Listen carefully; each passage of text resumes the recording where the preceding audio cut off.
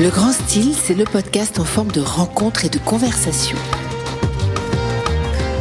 Avec des créateurs, des passionnés, des amoureux du beau, des nouveaux talents, des artistes. En quelque sorte, un voyage au cœur du style. Ce sont des entretiens au cours desquels nous cherchons à percer les secrets de leur réussite pour accéder au grand style.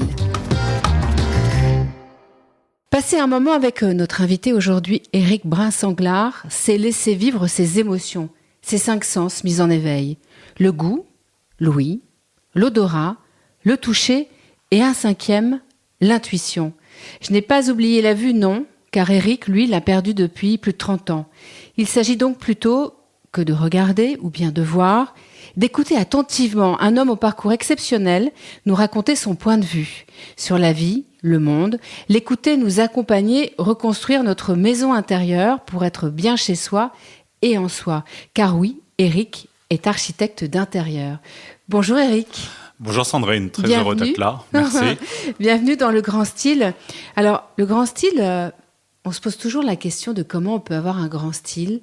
Qu'est-ce que ça veut dire avoir du style ? Et moi, quand je vous ai rencontré, il y a un style Éric Brun-Sanglard et j'aimerais qu'on l'évoque au fur et à mesure des questions qu'on va parcourir avec vous.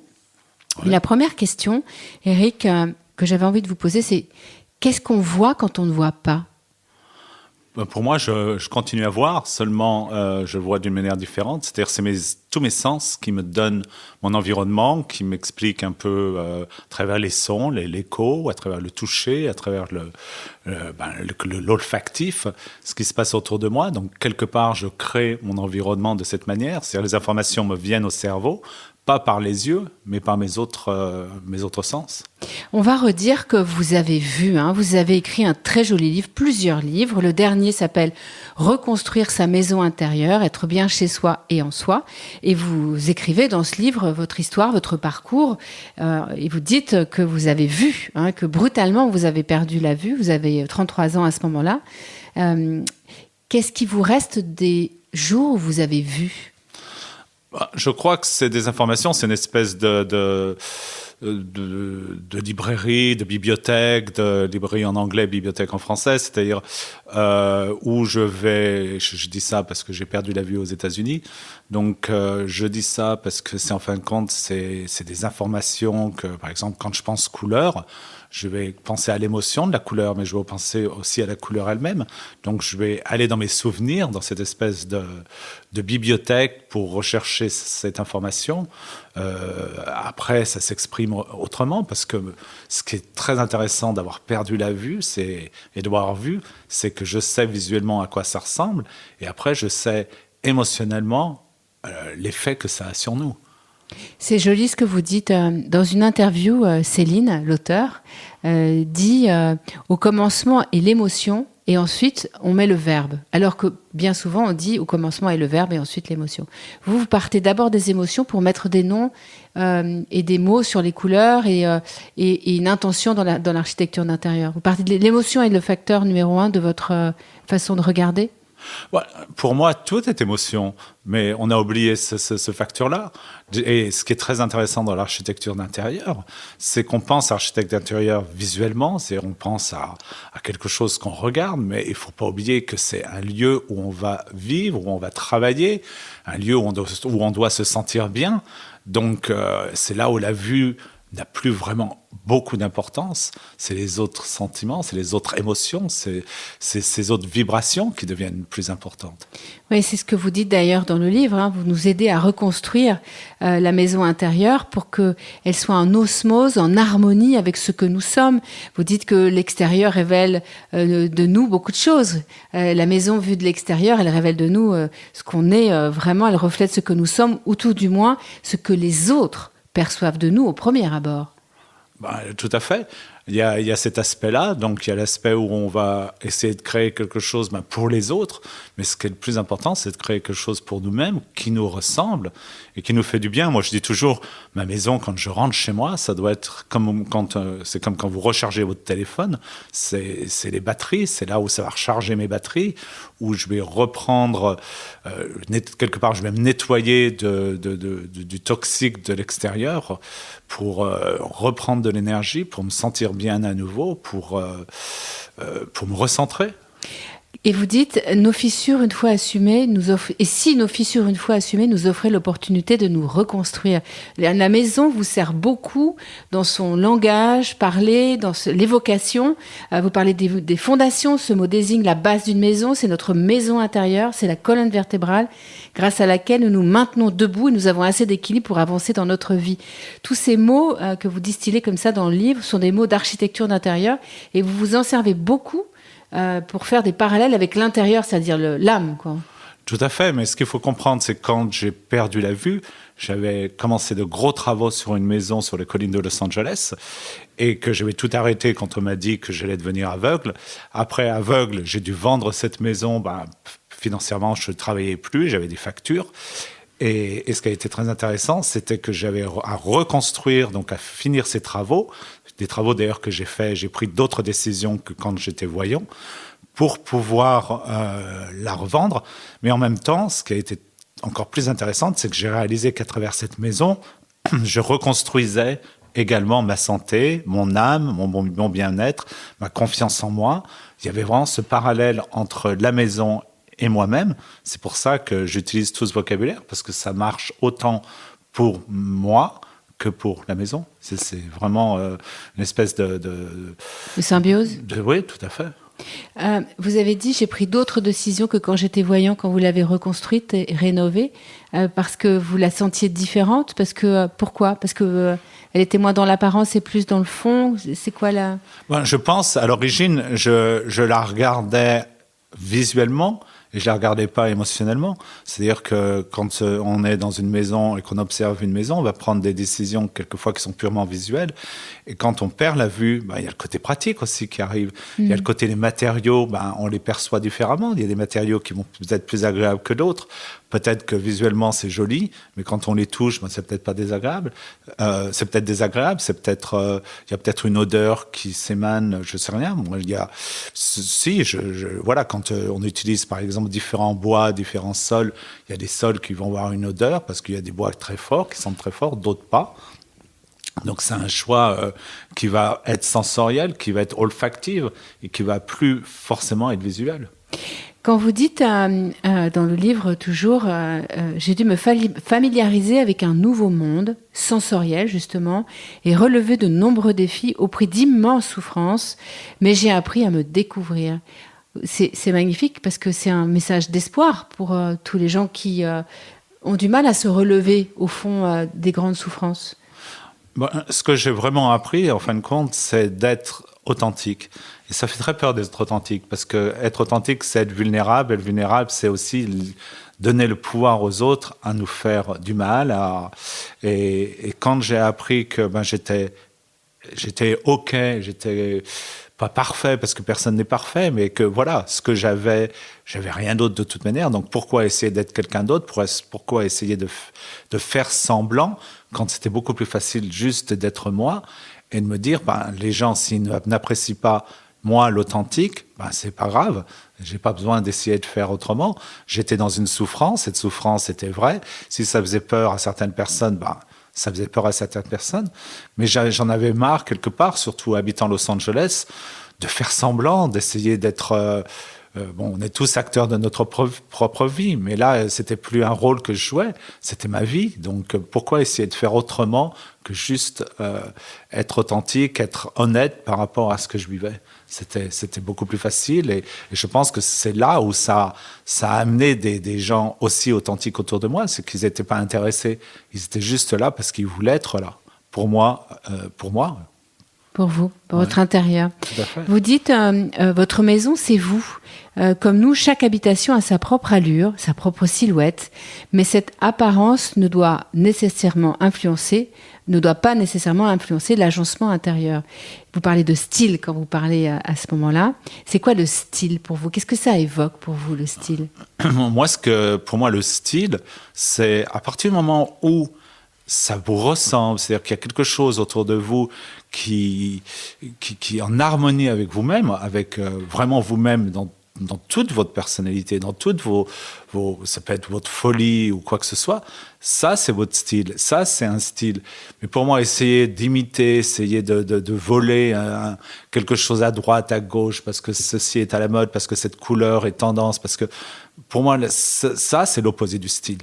Un style, c'est vraiment quelque part son empreinte, son ADN, quelque part, que l'on laisse, qu'on exprime à travers tous ses sens. Ça, c'est un style. On peut le trouver facilement ou on peut le chercher toute sa vie, ce style?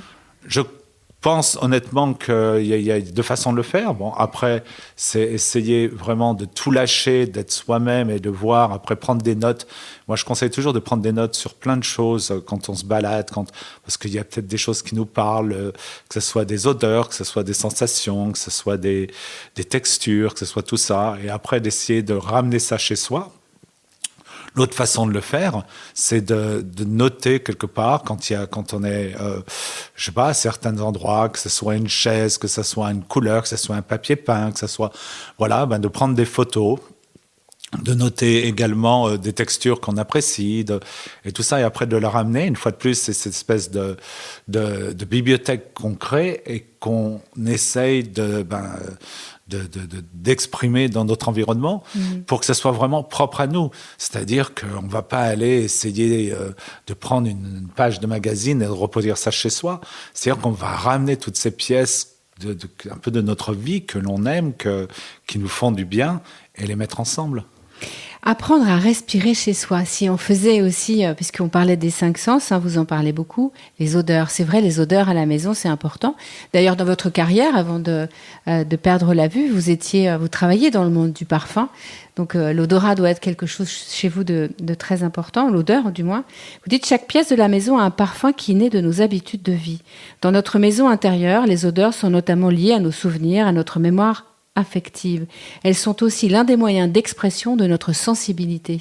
Quand vous arrivez quelque part, est-ce que c'est la première chose, c'est l'odeur qui vous vient ? L'odeur est le sens le plus fort qu'on puisse avoir, et c'est celui qui nous ramène le plus dans l'enfance. C'est quelque chose qui est vraiment extraordinaire, parce que vous pouvez tout d'un coup sentir quelque chose et bang, vous vous rappelez de votre grand-mère, de peut-être d'un plat qu'elle vous faisait, ou de l'odeur qu'il y avait dans ses placards, ou voilà, tous ces trucs que vous avez complètement oubliés. Mais l'odorat va vous ranimer cette espèce de mémoire qu'on pense oublier. Et c'est vraiment je pense, un des sens les plus forts. Et c'est le sens. Bon, naturellement, on est tellement habitué à utiliser les yeux, mais si vous rentrez quelque part en fermant les yeux, c'est là où vous allez réagir en premier. C'est avec l'odorat. Alors, j'ai fait une expérience un jour avec vous, justement. Vous m'avez demandé de fermer les yeux et vous m'avez dit « sens ». Eh bien, j'ai du mal. L'odorat est arrivé presque en dernier. Pourquoi c'est si complexe ? Parce qu'on on a mis trop de choses entre la vue, l'ouïe, justement les autres sens, et donc celui-là arrive en dernier. Il est difficile, en fait, à arriver. Mais quand il arrive, il est prégnant, en revanche. Ouais, tout à fait, parce qu'une fois de plus, je pense que c'est le sens le plus fort. Mais quand on grandit quelque part, quand on a notre éducation, que ce soit à l'école, que ce soit... Personne ne vous parle d'odorat. On vous apprend à travers les images, on vous apprend à travers les sons. C'est-à-dire, on va vous parler pour vous apprendre les mots, on va vous montrer des images pour associer une image avec un mot ou avec un son. Mais nulle part dans notre éducation, on vous apprend à sentir, à ressentir, à reconnaître les odeurs. Ça, c'est quelque chose que vous le faites vous-même petit à petit. Mais nulle part dans notre éducation, on a cette éducation olfactive. L'univers sonore, bien sûr, un univers important. Et d'ailleurs, on l'a vu pendant la période du confinement, il y a eu beaucoup moins de bruit. Puisque la ville s'est mise au ralenti, il n'y avait plus de voitures, plus d'avions, plus de transports, les gens n'avaient pas le droit d'aller dans la rue, donc l'univers sonore est devenu moins fort, on va dire. Or, on a vu que l'univers du bruit était un univers qui pouvait vraiment rendre les gens malades, psychologiquement, j'entends. Et chaque lieu, vous dites, produit des bruits et des sons différents selon les activités de ses occupants. Dans notre maison intérieure, le son fait appel à notre sensibilité, voire parfois à notre créativité. Et il participe aussi au bien-être. On oublie complètement cet univers dans la maison, quand on s'occupe d'une maison. Et pourtant, c'est très important. Moi, ce que je dis, c'est qu'un son, vous pouvez être dans une pièce, s'il y a trop d'écho, vous n'allez pas vous sentir bien. S'il n'y a pas assez d'écho, c'est-à-dire que tout est absorbé, c'est un peu angoissant. Donc, quand moi, je travaille sur un projet, je discute aussi avec mes clients de savoir comment ils veulent se sentir d'une manière, je veux dire, les sons, comment ils vont utiliser cette pièce. Est-ce que c'est une pièce où ils vont plutôt échanger beaucoup, ou est-ce que plutôt c'est une pièce de repos, c'est une pièce où plus d'intimité. Donc, c'est essayer de comprendre ça et de choisir des matériaux qui vont pouvoir refléter ce besoin de silence, ou au contraire ce besoin de pouvoir échanger sans avoir à crier, sans avoir justement à être dérangé par les sons. Mais c'est certain que les sons, pour moi, c'est probablement une des choses les plus fatigantes. Oui. Quand je vois ici, à Paris, quand on marche dans la rue, qu'on a les bruits des voitures, les bruits des travaux, les gens qui passent. Les pompiers, la police. Tout à fait. Ouais. C'est, à un moment donné, on sature, mais on sature d'une manière telle que quand vous rentrez quelque part et qu'il y a un silence, c'est comme si tout d'un coup vous avez une bouffée d'oxygène et que vous pouvez finalement vous régénérer, vous respirer à nouveau. Quand vous avez évoqué tout à l'heure les clients avec lesquels vous travaillez, je le rappelle, vous êtes architecte d'intérieur, vous avez beaucoup travaillé aux États-Unis. Est-ce qu'il y a des gens qui n'ont pas voulu travailler avec vous parce que vous étiez non-voyant? Ou ils se sont posé la question vraiment, est-ce que c'est un show? Est-ce que c'est vrai? Est-ce que cette authenticité que vous évoquiez précédemment, vous avez réussi à la faire passer complètement et c'est devenu fluide pour vos clients? Vous savez, je pense que les clients qui sont me voir, donc, ils connaissaient la situation. Donc, de toute manière, ils étaient attirés par le fait que j'allais aller au-delà de la vue, que j'allais leur proposer quelque chose de beaucoup plus profond, intime, presque. beaucoup plus intime, beaucoup plus en harmonie avec tous leurs sens. Donc, les gens qui sont venus me voir, j'ai jamais eu un problème. Par contre, j'ai eu une émission de télévision hebdomadaire où j'avais justement des clients qui ne savaient pas que leur architecte d'intérieur était aveugle. Et c'est vrai qu'une fois on tournait et que j'ai pratiquement cru qu'on allait arrêter le tournage parce que le client, c'était un couple qui attendait un enfant et ils avaient attendu jusqu'à la dernière minute pour préparer la chambre de l'enfant et le client a paniqué. Il disait non mais attendez, c'est juste pas possible. C'est comme dire à quelqu'un qui fait des courses de voiture de mettre un aveugle au volant. C'est juste pas possible. Et je lui ai demandé, et c'est une négociation qui a été très importante parce que voilà, nous on devait tourner et moi je voulais aussi quelque part lui prouver que ses pensées, qu'il avait tort. Et donc je lui ai demandé une chance et je lui ai dit écoutez, c'est pas un problème, nous de toute manière ça va rien vous coûter. Et s'il y a un problème, on dira à quelqu'un d'autre qui viendra rectifier. Et il m'a donné cette chance. Et à la fin, c'était extraordinaire parce qu'il est venu, il a pratiquement les larmes aux yeux quand il a vu ce que j'ai fait de la chambre pour son enfant. Et il m'a dit, tu vois, ça va être une leçon extraordinaire que je vais donner à mon enfant, c'est de ne pas juger un livre sur sa couverture. Et c'était vraiment une très belle expérience. Ah, c'est magnifique. Éric, quand on vous annonce que vous allez perdre la vue, on vous annonce aussi que vous allez mourir. C'est un moment dans votre vie qui a dû être un moment d'une immense souffrance, cruauté, j'ai pas les mots pour le dire d'ailleurs. Et aujourd'hui, vous êtes toujours vivant, on vous l'annonce, vous avez 33 ans à ce moment-là. Qu'avez-vous fait du temps que vous avez eu, justement? Qu'avez-vous fait de tout ce temps jusqu'à maintenant? Moi, je pense que déjà, quand on vous annonce que vous allez perdre la vue, c'est déjà assez violent. Quand on vous annonce que vous allez mourir quelque part, c'est peut-être encore plus violent, mais c'est aussi un échappatoire. C'est-à-dire que vous dites, bon, très bien, je vais être aveugle, mais c'est pas pour longtemps parce que je vais mourir après. Et je pense que je suis parti là-dessus. Donc, moi, depuis que j'étais enfant, j'avais une phobie énorme sur la perte de vue. Et donc, quand je suis devenu aveugle, en fin de compte, c'était un peu... Comme si vous étiez préparé? Je n'étais pas préparé à devenir aveugle, mais j'étais préparé à mourir. Donc, je me suis dit, bon, voilà, c'est le début de la fin. Et après, ce qui a été plus difficile, c'est quand on m'a dit, non, tu vas pas mourir. Et tu vas vivre aveugle. Et là, j'ai dû me poser énormément de questions parce que je me suis dit, bon, maintenant quoi? Alors, qu'est-ce que je vais faire? Comment je vais vivre? Comment je vais survivre? Comment je vais payer mes factures? Et donc, il y a eu une réaction où j'ai pas forcément...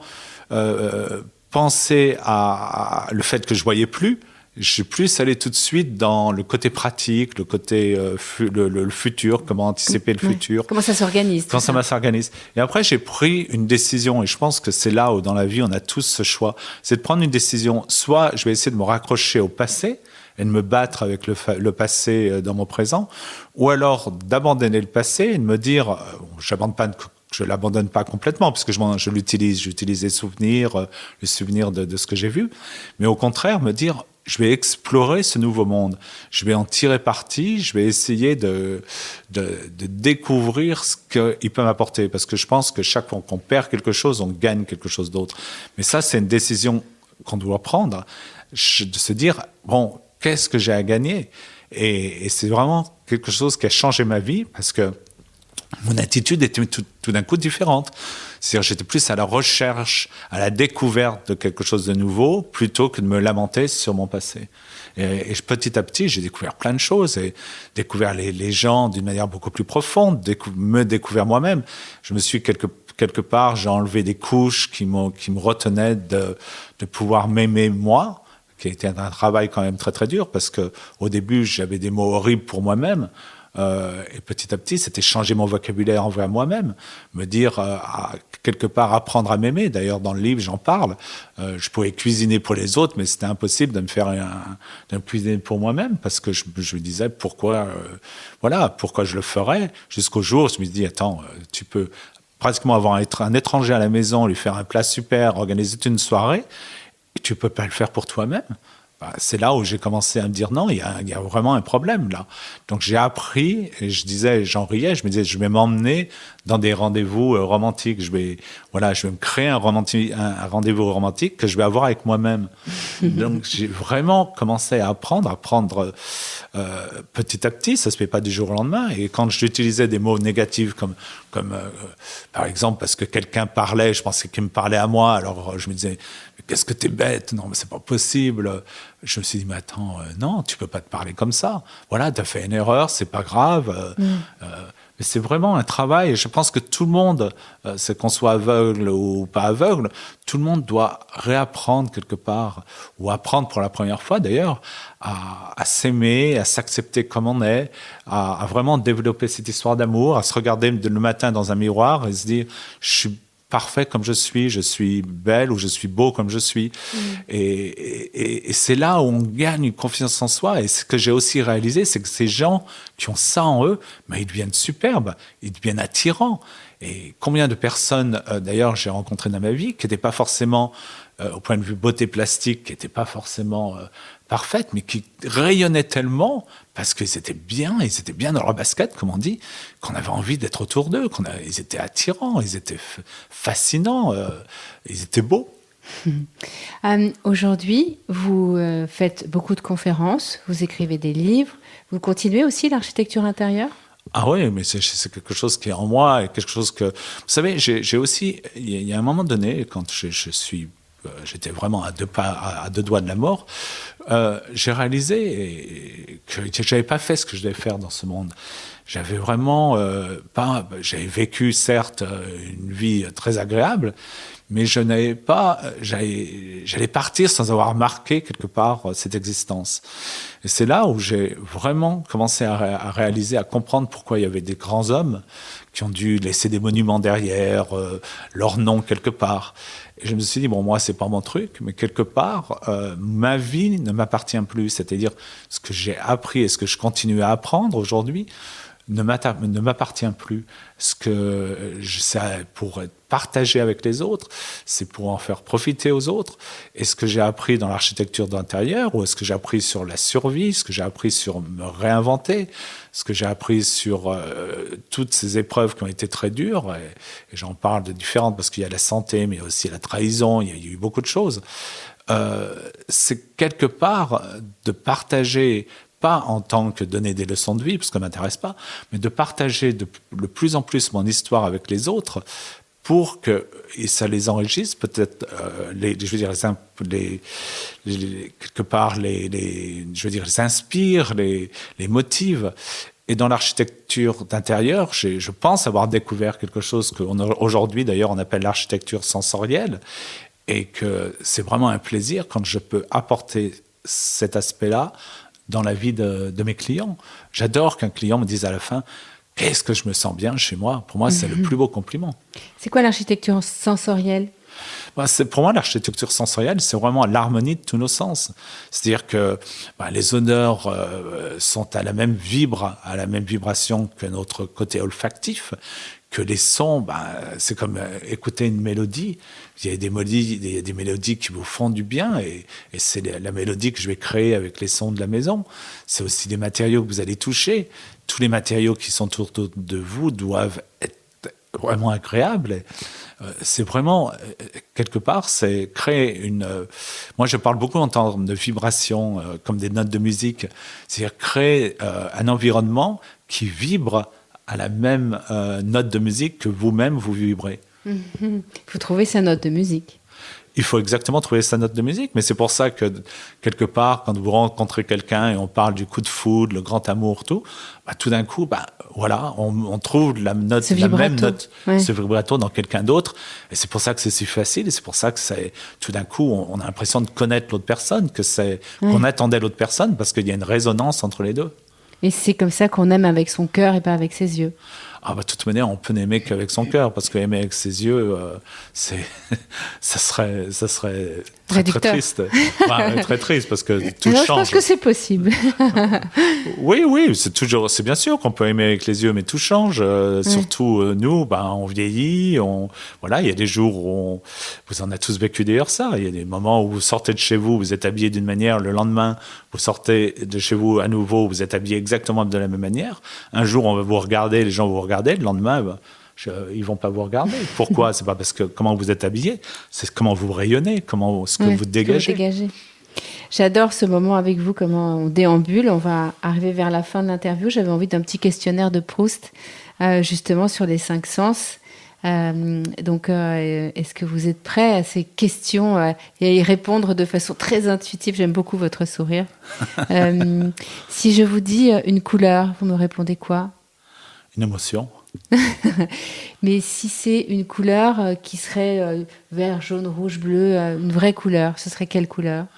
Pour moi, ce serait un orange brûlé, parce que c'est la passion, c'est la terre, c'est le soleil, c'est l'amour, c'est la chaleur, c'est moi. Si je vous dis quelque chose qui évoque pour vous le goût, quel goût vous vient tout de suite à l'esprit ? Chocolat. Noir. Intense ? Intense. Forcément, avec toujours. Vous. Si je vous dis le toucher, qu'est-ce que vous aimez qu'est-ce que ça évoque chez vous ? Le cachemire. Ah, joli. C'est doux. C'est doux, on peut se le mettre autour de soi. C'est comme un doudou. C'est sensoriel, c'est un doudou, c'est tout ça. Si je vous dis écoute, vous dites quoi ? Vous écoutez quoi ? Quel son vous vient comme ça, spontanément ? Écoute les vagues, la mer. Ah, ça évoque pour vous quoi ? La méditation, le loin, ça l'horizon ? évoque la vie, parce que vous savez, les émotions, moi je dis toujours que les émotions, c'est comme les vagues. Un jour, on a ces émotions très, très, très fortes, l'angoisse, la tristesse. Et je dis toujours, attends que l'émotion arrive jusqu'à la plage, et après, c'est comme cette vague qui arrive. Elle arrive sur la plage, et après, elle repart, et elle finit. C'est pour ça, les émotions, je dis, pour moi, c'est les vagues. Et si je vous dis regarde, vous regardez quoi ? À l'intérieur. Ah, c'est tellement joli. D'ailleurs, une expression que j'adore, que les Canadiens utilisent, c'est quand ils vont se coucher, ils disent « Je vais aller regarder l'intérieur de mes paupières, l'autre. » Ah, c'est joli. Ouais. Merci beaucoup, Éric. Je rappelle le titre de votre livre, « Reconstruire sa maison intérieure, être bien chez soi et en soi ». C'est aux éditions Cherche Midi. Éric Brun-Sanglard, un joli moment passé avec nous. Un livre qui est paru et un autre à venir bientôt. Peut-être ce sera l'occasion d'une autre interview. Ça sera avec plaisir, Sandrine. Ça va raconter quoi, cet autre livre ? C'est le 6e sens. Ah, le fameux. Alors, on sera là pour le 6e sens aussi. Merci beaucoup. Merci. Au revoir. Au revoir.